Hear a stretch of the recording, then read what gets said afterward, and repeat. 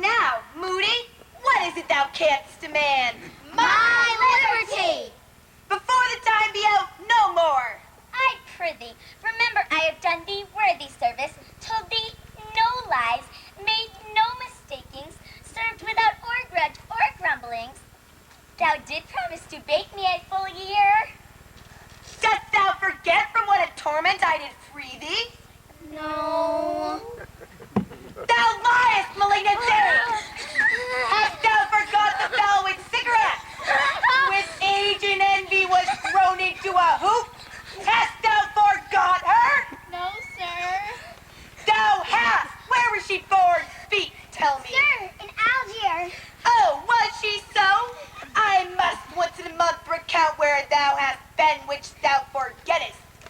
This sandwich cigarettes, for mischiefs manifold and sorceries terrible to enter human hearing. From Algiers thou knowest was banished. Is not this true? Aye, sir. This blue-eyed hag was hither brought with child, and here was left by the sailors. Thou, my slave, as thou reportest thyself, wast then her servant.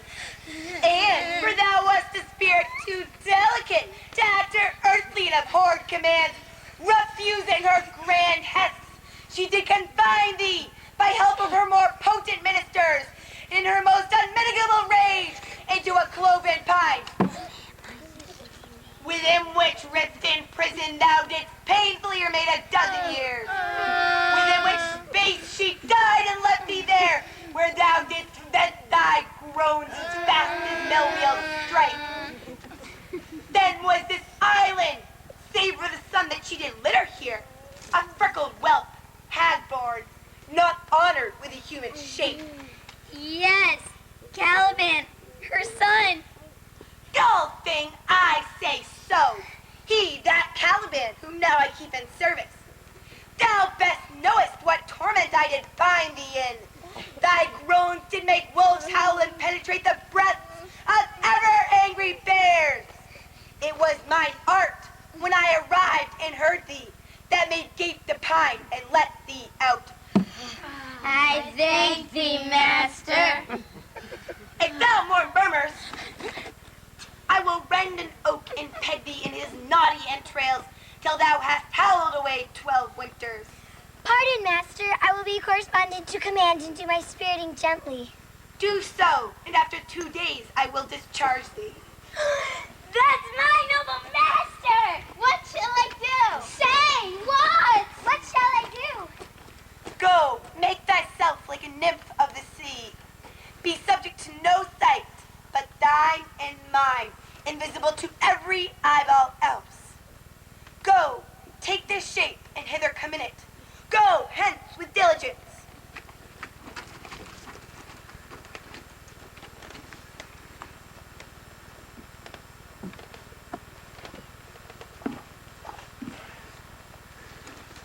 Awake, dear heart, awake. Thou hast slept well. Awake. The strangeness of your story put heaviness in me. Shake it off. Come on. Visit Caliban, my slave, who never yields us kind answer. 'Tis a villain, sir, I do not love to look on. But as 'tis, we cannot miss him. He does make our fire, fetch in our wood, and serves in offices that profit us. What ho! Slave! Caliban! Thou art thou! Speak! There's wood enough with thee. Come forth, I say, there's other business for thee.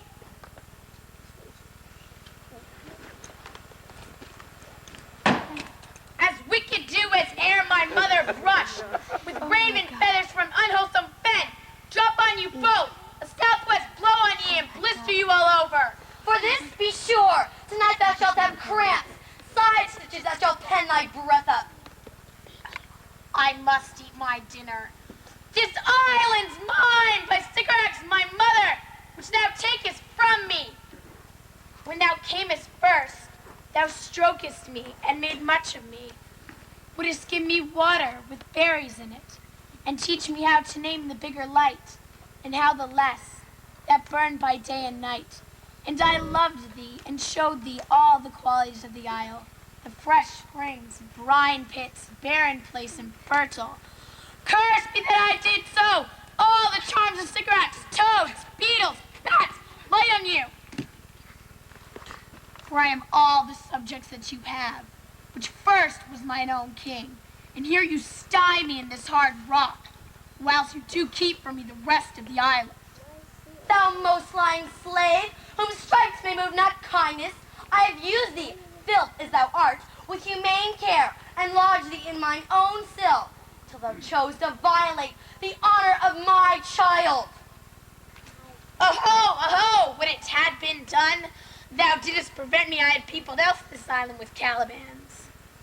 Aboard, slave, which any prince of goodness wilt not take, being capable of all ill. I pitied thee, took pains to make thee speak, taught thee each hour one thing or other when thy savage self didn't know thine own meaning, but it would gabble away like a thing most brutish. I endowed thy purposes with words that made them known, and even though thou didst learn, thou had that in it which good natures cannot abide to be with.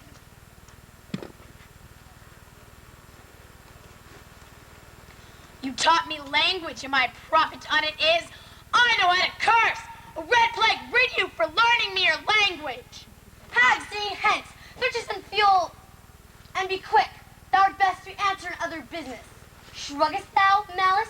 If thou neglectest or dost unwillingly what I command, I'll rack thee with old cramps, fill thee bones with aches, and make thee roar so that we shall tremble at thy din. No, pray thee, I must obey. His art is of such power. So, slave, pence!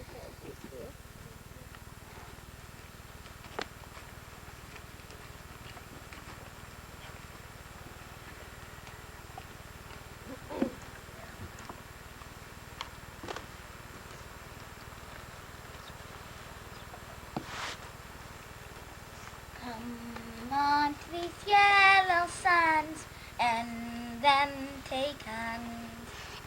Curtsy when you have kissed the wild waves whisk. Where should this music be? In the air or the earth? Sitting on a bank, weeping again for the king my father's wrath. Music crept by me upon the water. With its sweet air thence I have followed it. Or it hath from me rather. But it is gone. No, it begins again. Full fathom five, thy father lies. Of his bones are coral made, and those are pearls that were his eyes. Nothing of him that doth hate, but thou suffer our sea change into something rich and strange. Sea nymphs are leaving him now. Hark, I hear that ding dong now. The ditty does remember my drowned father. This is no mortal business, nor no sound that the earth owes. I hear it now, above me.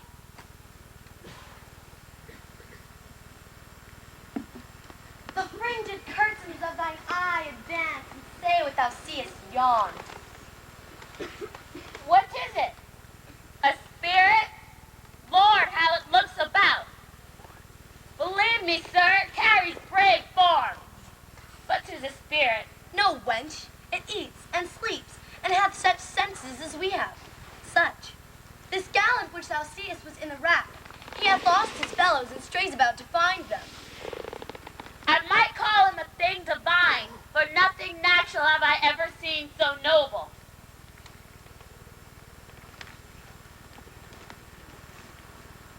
Most sure the goddess on whom these airs attend. My prime request, which I do last pronounce, is, oh, you wonder if you be maid or no.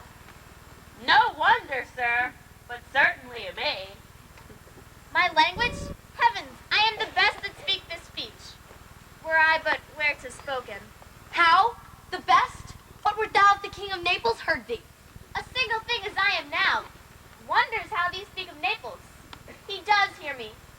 that he does, I weep. Myself am Naples, who with mine eyes never since it ebbed, beheld the king my father racked. Alack for mercy! Yes, faith, and all his lords, and the Duke of Milan and his brave son being twain. The Duke of Milan and his more braver daughter could control thee if 'twere fit to do it. At first sight they have changed eyes. Spirit, fine spirit, I'll set thee free within 2 days for this. A word, good sir. I fear you have done yourself some wrong. A word. Why speaks thy father so ungently? This is the third man that ere I saw. The first that ere I sighed for, pity moved my father to be inclined my way. Oh, if your affection's not gone forth, I'll make thee queen of Naples. Soft, sir, one word more. Thou dost here usurp the name thou owest not. No, as I am the man. There's nothing ill can dwell in such a temple. Speak not for him, he is a traitor. Come. No, I will resist such entertainment till mine enemy has more power.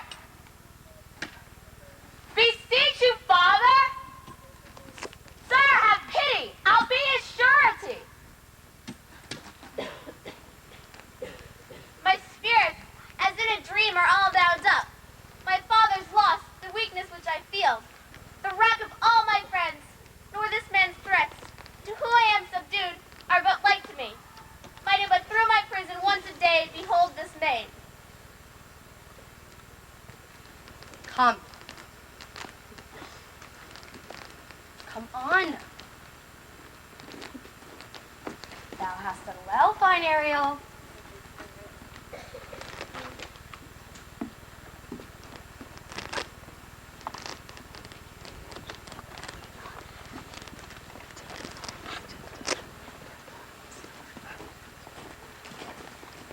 Beseech you, sir, be merry. You have cause, so have we all, of joy, for our escape is much beyond our loss. But for the miracle, I mean our preservation, few in millions can speak like us. Then wisely, good sir, weigh our sorrow with our comfort. Fie, what a spendthrift is he of his tongue, which if here Adrian, for a good wager, first begins to crow. The old cock, Cockerel. done, the wager, Alas, a match. Though this island seemed to be desert, Ha, ha, ha. so you're paid. uninhabitable and almost inaccessible, Yet, yet it must needs be of subtle, tender, and delicate temperance. The air breathes upon us here most sweetly. as if it had lumps and rotten ones. Here's everything advantageous to life. True, save means to live. Of that there's none, or little. How lush and lusty the grass looks. How green. The ground indeed is tiny. He misses not much. No, he does but mistake the truth totally. But the rarity of it is, which is indeed almost beyond credit. Which is the same as all rarities. That our garments, being as they were drenched in the sea, hold, notwithstanding their freshness and gloss, being rather new dyed than stained with salt water. What impossible matter will he make easy next? I think he'll take the island home in his pocket and give it his son for an apple. And sowing the kernels of it in the sea, bring forth more islands. You cram these words to mine ears against the stomach of my sense. My son is lost. Oh, thou mine heir of Naples and Milan, what strange fish hath made his meal on thee? Sir, he may still live. I saw him beat the surges under him and ride upon their backs. I not doubt he came alive to land. No, he's gone. We have lost your son, I fear forever. Milan and Naples have more widows in them of this business's making. Then we bring men to comfort them. The fault's your own. So is the dearest of the lost. My lord Sebastian, the truth you speak doth lack some gentleness. It is foul weather in us all concerned when you are cloudy. Foul weather? Very foul.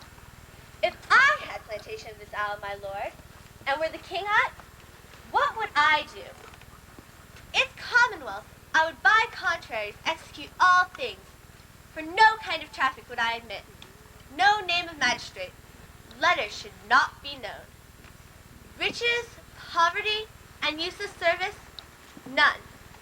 Contracts, succession, bound, born, tilth, vineyard, none.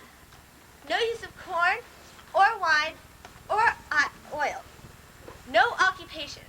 All men idle. All. And women too. But innocent and pure.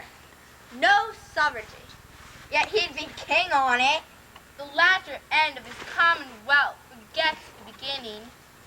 All things in common nature should produce, without sweat or endeavor. Treason, felony, sword, pipe, knife, gun, or need of any engine would I not have. But nature should bring forth of its own kind, all poison, all abundance to feed my innocent people. I would with such perfection govern, sir, to excel the golden age. Save his majesty. Long live Gonzalo. Will you laugh me asleep, for I am very heavy. Go sleep and hear us. What? All so soon asleep? I wish mine eyes would let themselves shut up my thoughts.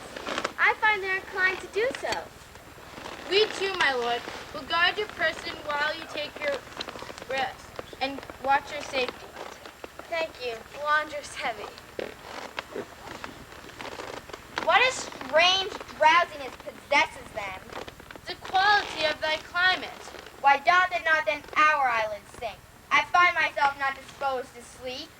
Nor I. My spirits are nimble. They fell together as by consent. They dropped as by a thunderstroke. What might, worthy Sebastian? Oh, what might? No more. And yet, methinks I see it in thy face.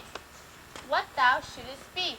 The occasion speaks to thee, and my strong imagination sees a crown dropping upon thy head. What? Art thou waking? Do you not hear